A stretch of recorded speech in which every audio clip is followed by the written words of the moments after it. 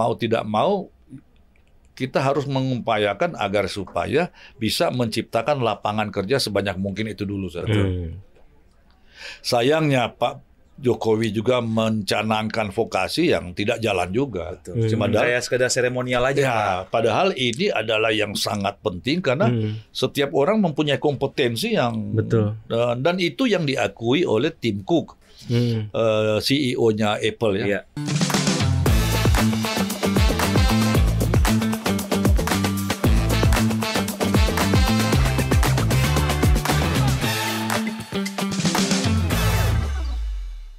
Balik lagi Pak tadi ke Vietnam Pak. Kok bisa Pak kita kalah saing Pak sama Vietnam Pak? Apa emang mereka begitu gampangnya Pak menarik investasi gitu ya? Perizinannya nggak susah kayak di Indonesia atau gimana sih Pak? Investor itu yang paling penting adalah certainties, kepastian. Kepastian hukum, kepastian kebijakan. Baru kedua juga tentunya setelah itu ya keamanan termasuk ya, iklim investasi yang baik. Dia juga butuh market access. Nah, kita market access juga agak kita berharap mendorong pemerintah agar supaya Indonesia dengan EU SEPA itu sudah hampir 10 tahun supaya cepat ditandatangani aja. Karena kalau enggak kita kalah bersaing lagi. Karena kalau ekspor dari Indonesia tanpa SEPA, Vietnam dengan ada SEPA-nya sendiri, itu beda sudah bisa 9% sampai 17%. Satu lagi Malaysia mungkin Pak secara teknologi. Mungkin Bapak tahu kan yang chip tadi apa industri chip itu Pak. Nah, dengan industri chip dan dia juga punya istilahnya kerjasama perdagangan dengan luar negeri. Dan ada kepastian di sana kan. Dan Bapak bilang sebelumnya chip itu sebenarnya masuk ke Indonesia ya Pak ya? Cerita ini tidak menyalahkan almarhum Pak Sudomo ya, tapi pada saat itu kita kan baru mulai start industrialisasi.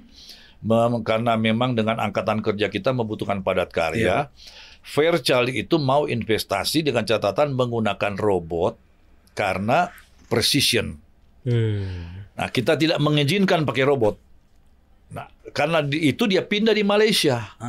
Dia pindah di Malaysia, sehingga Malaysia itu berkembang. Dan jangan lupa, chip itu dia pakai robot, tidak semua pakai robot, tapi ada bagian-bagian ini tertentu ya.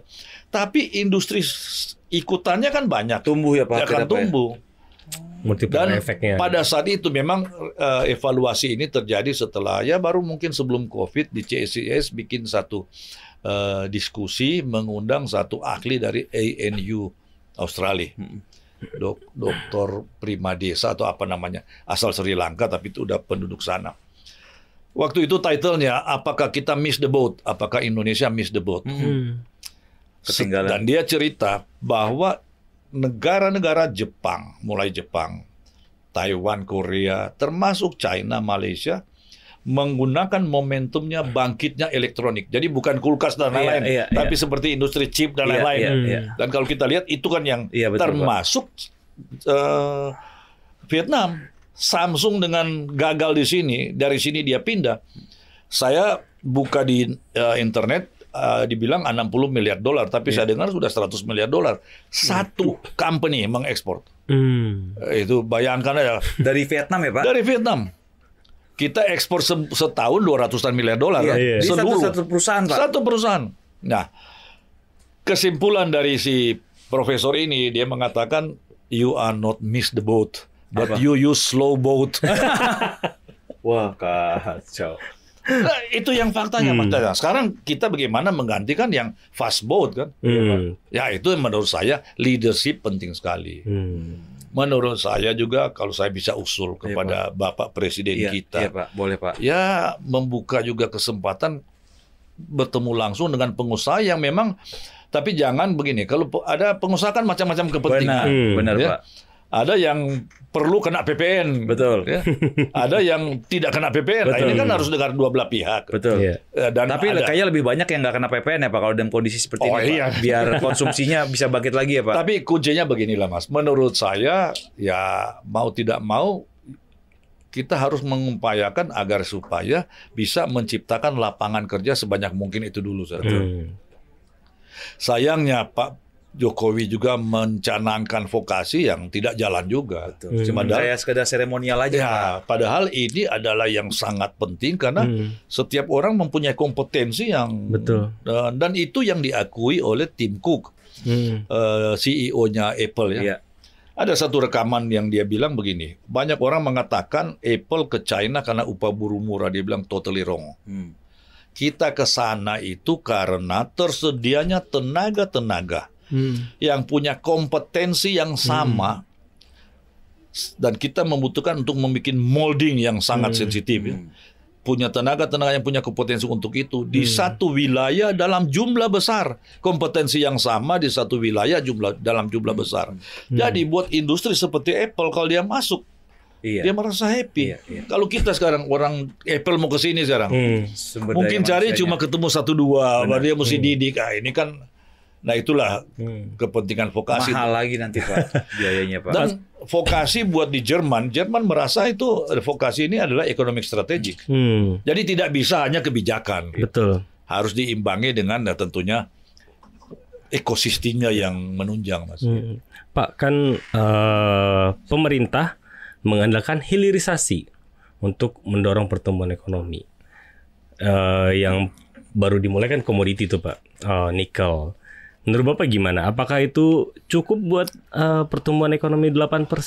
Artinya bahwa itu akan menyumbangkan atau memberikan kontribusi ya bisa saja kan. Tapi kalau hanya mengandalkan itu Mas. Tidak bisa ya Pak. Tidak bisa karena apa? Tidak mungkin juga pertama dia menampung lapangan kerja yang memberikan lapangan kerja sampai puluhan juta orang. Kedua, yang namanya SDA selalu tuh ada masanya. Dulu nikel, sekarang ditemukan ferro untuk bikin baterai. Ferronikel. Nah, ini macam-macam gini kan. Benar. Saya tidak ahli gitu, tetapi menurut saya bahwa kalau itu tetap mau dipertahankan silahkan, tetapi jangan lupa kita masih dalam stage manufacturing, tetap agraria juga penting, memang perlu ditata karena pangan. Tapi manufacturing itu penting karena inilah menciptakan lapangan kerja sebanyak mungkin dan nilai tambahnya di kita.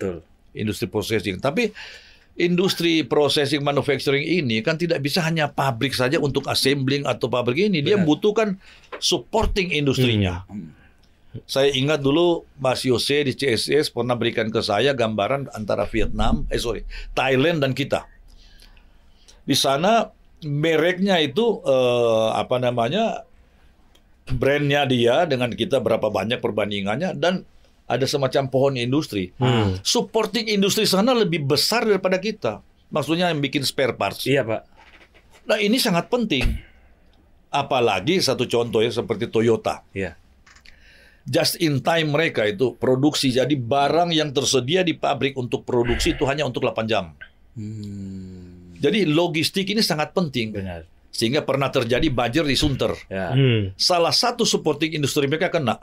Segera diusahakan kirim dari Thailand pakai pesawat. Kan costly. Benar. Nah, jadi kalau kita mau bangun satu industri, kita jangan lupa juga membuat kebijakan agar supporting industrinya tumbuh. Nah, kita ini seringkali supporting industrinya tidak tumbuh.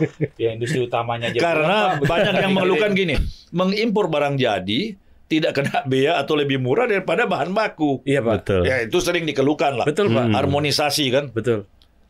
Iya berarti banyak nih Pak PR ya Pak. Masalah koordinasi antara kementerian, masalah visi daripada membangun, mengeluh kalau saya boleh industri usul Pak. konkret, kebetulan Pak Sudrajat kan masih ada. Benar Pak. Pak udahlah Pak Sudrajat ingat nggak kasih tahu ke Pak Prabowo udah bikin aja. Tapi harus apa nih Pak yang tadi tim deregulasi itu Pak dihidupkan lagi Pak. Hidupkan, tapi menteri yang betul-betul ya Pak Tungki kan betul-betul di-endorse oleh Pak Harto. Powerful ya. Powerful, nggak bisa cuma yang tahu gak lu Tungki Haribowo? Gue masih ingat. Zaman dulu menteri-menteri masih ingat ada di FPUL. Kalau sekarang udah kebanyakan menteri Pak. Saya jadi saya udah nggak terlalu apal lagi Pak Tungki Haribowo kan saya almarhum dengar gitu. gitu. Meninggalnya. Iya Pak. Nah itu maksudnya Pak, kalau tadi Bapak mau minta permohonan pengusaha nih ternyata belum ketemu ya Pak sama Pak Prabowo untuk ngobrol gitu. Apa sih sebenarnya yang diperlukan sama pengusaha supaya Indonesia itu bisa bangkit gitu ya, supaya program-programnya dia itu bisa didukung, swasembada pangan, swasembada energi, makan bergizi gratis kayaknya kalau itu. Hanya ketemu sekali masih masukan mungkin lebih baik kalau model Pak Chung Hee itu atau tim Pak Tungki. Jadi ada forum yang betul-betul langsung ambil keputusan. Karena ini kan banyak. Iya Pak. Seperti gini lah, ya kita lihat aja dengan keadaan polisi sekarang ini kan. Kalau Pak Prabowo dengar sendiri kan, loh ini satu contoh beginilah. Pernah pabrik satu teman di demo ini, minta Kapolres turun, nggak mau turun. Di zaman Pak SBY. Iya. Kebetulan dia kenal dengan satu staf khusus Pak SBY. Tentara juga lah. Langsung telepon Kapolri, langsung turun. Nah, tapi berapa orang yang punya begini, Mas? Yang punya akses itu ya. Semestinya kan tersistem. Kalau kita ada kesulitan, kita lapor ke tim ini, langsung dengan hotline. Gitu. Satu lagi nih, ada yang lagi rame kemarin tuh, THR minta dimajuin. THR minta dimajuin dan di sebelum Lebaran Pak, sebelum Lebaran, dan pekerja diminta WFH untuk mengatasi padatnya arus mudik. Tapi begini, kalau diproduksi, mungkin kalau menyiar mungkin. Nah iya Pak, pabrik from home. Maksudnya gitu Pak, kita mau tahu orang yang punya kayak Bapak nih, punya pabriknya kan harus ngebul terus. Kalau administrasi, pajak, jadi beginilah. Udah kita jangan terlalu muluk-muluk, Mas. Itu udah apa namanya? Lebih baik kita bikin lebih efisien. Artinya dan begini, dalam kondisi kita ketinggalan produktivitas juga. Kok hari libur mau dikurangi, hari kerja dikurangi. Iya. Nah, yang saya barusan dikirim satu teman. Hari kerja dikurangin, sementara kita bersaing secara produktivitas dari negara-negara yang udah produktif. Yang dia bekerja Vietnam, aja tidak maksimal lah. Ini ada Kementerian Perhubungan. Iya, Pak. Saya lihat dikirim satu teman dengan pengetatan anggaran jadi 50-50 work from home. Iya. Mestinya saya pikir dalam pengurangan anggaran kalau kita mau meningkatkan efisiensi, justru jangan bekerja begitu. Dengan cost berkurang, outputnya kalau bisa lebih ya. Iya. Tapi dengan dia work from home, sedangkan kita butuh, dia kerja di kantor aja nggak ada output yang baik, apalagi kerja di rumah. Kerja di rumah kan. Pak, mungkin cara pikirnya yang beda ya Pak. Kalau kita kan cost dikurangin, produktivitas dinaikin, revenue bertambah, jadi bottom line-nya tinggi gitu kan Pak. Nah kalau ini beda Pak pikirnya Pak. Nggak ada anggaran, udah deh kita kerja di rumah aja deh. Menurut saya makin ke belakang ini, kita makin tidak ada yang kontrol. Iya Pak. Dan tempat kita mengadu itu Mas. Makin susah ya Pak? Makin susah. Akhirnya beginilah, syukur kalau kita ada akses kepada pejabat. Benar. Kalau nggak ada ya sudah, akhirnya bayar. Larinya ke situ kan. Iya. Pak, padahal zaman Pak Jokowi misalnya itu Pak, itu kan majority kabinet aja banyak pengusaha di dalam. Pak Jokowi pun juga pengusaha ya. Makanya kita berpikir dulu pengusaha sangat diistimewakan dulu pas zaman Pak Jokowi. Tapi dengar cerita Bapak, sepertinya tidak semua pengusaha mendapatkan akses yang sama gitu. Jadi gini, pengusaha kan berbagai jenis Mas. Sama-sama pengusaha. Tapi kalau dia pengusaha tambang berbeda dengan pengusaha sepatu. Nah, betul. Itu sudah karakteristik kan berbeda. Tapi kalau kita sepakat manufacturing penting, artinya pengusaha yang running manufacturing itu dikasih kesempatan dia ngomong kan, atau ikut berperan. Itu pun tergantung dia lagi. Dia tahu tapi nggak mau ngomong kan. Ini kan belum tentu dikasih kesempatan. Iya betul.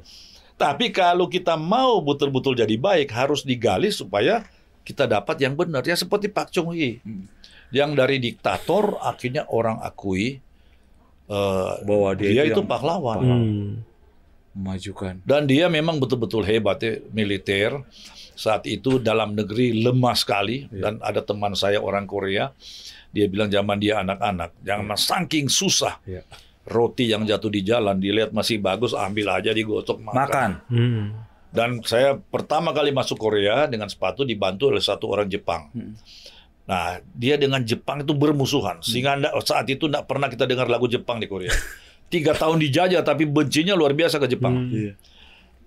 Nah, dia bilang begini, coba you lihat lukisan-lukisan. Saya nggak tahu sekarang, saya sudah nggak perhatikan. Semua melukiskan orang tua, perempuan yang bongkok lagi mikul. Gitu. Umumnya gitu. Orang kehidupan susah ya. Tapi sekarang betul-betul dia maju. Karena memang ekosistem mereka yang dibuat diletak dasar-dasarnya oleh Pak Chung Hee tadi. Nah kalau nggak ada orang seperti itu. Ini kan kita semua ini politisasi yang udah terlalu dalam. Overdosis. Menurut saya itu. Ya, selalu ada ongkos, Mas. Benar. Pak, jadi apa nih Pak yang harus dilakukan sama pemerintah supaya industrialisasinya berjalan gitu? Kayaknya udah tadi dengar dari Pak Anton, waduh ya Mike ya. Michael juga nih sebagai itu kayak kita ngelihat soalnya dari data baik-baik aja ya kan. Semuanya apa kayak misalkan kita mau lihat SDA, bahkan ada yang bilang bahwa duit hasil SDA-nya nggak simpen di sini, ada simpen di luar negeri, ya kan kayak gitu kan. Terus hasil belum perbedaan catatan. Nah itu Pak maksud saya yang Pak. Masuk di China sekian juta ton, di kita keluarnya berapa? Nah itu Pak pencatatan itu. Jadi sebenarnya banyak banget Pak yang harus diperbaiki ya Pak ya. Satu persatu. Biar bagaimana sih Pak caranya Pak supaya kita bisa, apalagi sekarang ada isu namanya middle income trap. Kita itu kena jebakan, ya udah kita jadi negara yang begini aja gitu, nggak bisa. Dan yang paling saya khawatir Mas, ini Gini Raso ya. Oh iya betul. Saya ingat ketimpangan ya Pak. Pang Lai Kim ya, Profesor Pang Lai Kim, bapaknya Bu Mari pernah mengatakan gini lah, yang paling adil. Jadi jangan pakai per kapita. Iya. Per kapita satu orang yang punya puluhan miliar dolar. Ya. Tapi karena dibagi, kita pun kebagian. Iya. Tapi kenyataan cuma dia yang nikmati. Ya. Yang paling adil adalah, saya lupa disebut berapa puluh persen masyarakat bawah menguasai GDP berapa persen. Nah kalau sekarang, nggak tahu terakhir 0,1% menguasai sekian puluh persen kan? Benar. Nah yang paling bawah ya itulah yang ketimpangan bahaya Pak ya. Ini yang bahaya. Itu yang dimaksud oleh Prof. Arief. Pertumbuhan yang tinggi tapi tidak menyelesaikan kemiskinan itu pertumbuhan yang menyengsarakan. Jadi jangan bangga sebenarnya. Amerika pertumbuhannya kecil tapi clear menciptakan sekian ribu orang bekerja. Apalagi sekarang dengan teknologi, Mas. Data BKPM nih. Kalau berapa tahun lalu, 10 tahun lalu, 1 triliun investasi mempekerjakan 4.000-an orang. Sekarang tinggal 1 triliun 1.200 karena mekanisasi. Mekanisasi sehingga makin sulit lagi orang-orang, terutama kasihan ya yang tidak punya kompetensi. Nah, apalagi tadi mayoritas lulusan SD, Pak. Sekarang mungkin sudah tidak ada, tapi yang maksudnya mayoritas lulusan SD itu kan. Tapi yang lulusan SMA sekarang pun tahu kualitas. Iya, betul. Nggak bisa cuma modal ijazah doang ya Pak. Termasuk SMK. Konsep baik. Karena semua SMU tidak siap kerja kan. Lantas saya tidak tahu zaman menteri siapa bikin ketentuan moratorium SMU. Kalau mau buka sekolah menengah umum, sekolah menengah harus SMK. Lahirlah SMK sampai di hari 14.000 sekian. Iya. Tapi SMK ini kan sekolah vokasi. Iya Pak. Mestinya idealnya praktek lebih banyak daripada teori. Benar. Betul. Ini teorinya lebih banyak daripada praktek. Malah mungkin ada yang tidak praktek. jadi ini dilema. Dan persentase pengangguran SMK itu tinggi, Pak. Karena itu persentase tinggi. Atau mungkin nggak ada industri yang nyerap juga kali Pak. Mau praktek di mana? Kalau dulu kan mereka langsung praktek di industri-industri gitu Pak. Apalagi industri kan tidak berkembang. Jadi memang perlu begini Mas. Perlu kepemimpinan yang pertama harus realistis melihat kondisi nyata gimana. Baru ya tentu berdasarkan para ahli dia ini apa yang kita lakukan. Nah saya selalu ingat pesan Pak Kosmas almarhum. Iya, waktu dia Menaker. Iya.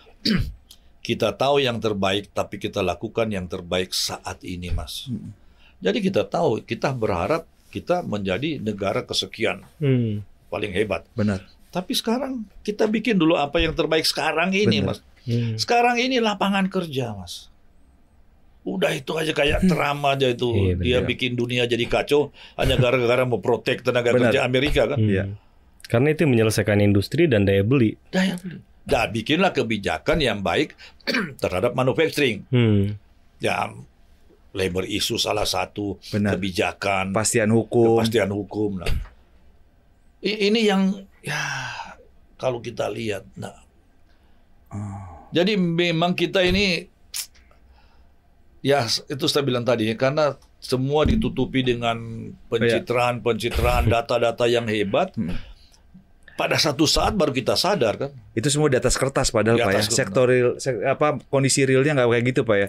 Saya ingin tidak kondisi sama tapi hanya sekedar supaya kita mulai merenungi pada saat 98. Iya Pak. Terjadi krisis keuangan kan. Pak Nono Anwar Makarim, bapaknya Nadiem. Iya. Beliau menulis satu artikel di Kompas, kejahatan tanpa penjahat. Apa tuh Pak maksudnya Pak? Pada mulanya kita dianggap hebat, pertumbuhan tinggi, dipuji IMF, World Bank. Pada saat itu begitu Pak ya? Itu begitu, dipuji-puji seperti sekarang. Wah. Kita memuji diri, dipuji juga luar negeri. Udah makin itulah Pak. Apa namanya? GR. Sampai mau masuk OECD. Iya, OECD. Nah, tapi waktu kejadian di Malaysia, di Thailand, terus pengusaha ini mulai mikir, ini kita simptomnya sama dengan Thailand. Jangan-jangan kita kena. Iya. Jangan-jangan kan? Kekhawatiran. Terus saya mulai benar-benahi diri, mulai kabur. Iya. Mas Wahyu lihat loh, kok dia kabur? Jangan-jangan ada sesuatu, ikut-ikutan. Kabur juga. Michael gitu semua. Iya. Akhirnya Ras Bank. Karena itu yang real. Jadi jangan lihat yang artifisial tadi. Untuk dapat supaya mengambil kebijakan yang benar harus dengar dari pelaku bisnis. Tentu pelaku bisnis yang saya bilang tadi. Jangan hanya karena sekedar mewakili. Benar. Kita cari yang betul-betul. Kalau manufacturing cari yang antara manufacturing IT dengan padat karya kan berbeda. Dan yang paling penting adalah kita berharap agar supaya kabinet yang ada ini kan membawa harapan. Benar. Artinya kalau orang-orang yang sudah dikasih kesempatan tidak menunjukkan sesuatu yang memang bisa memberikan harapan, ya sudahlah di-reshuffle aja kan. Sehingga menimbulkan, wah kalau gitu ini ada harapan dengan orang-orang yang bisa. Sobat Cuan, jangan lewatkan lanjutan obrolan seru yang gak kalah menariknya dari pembahasan kita kali ini. Hanya di channel YouTube Cuap-Cuap Cuan.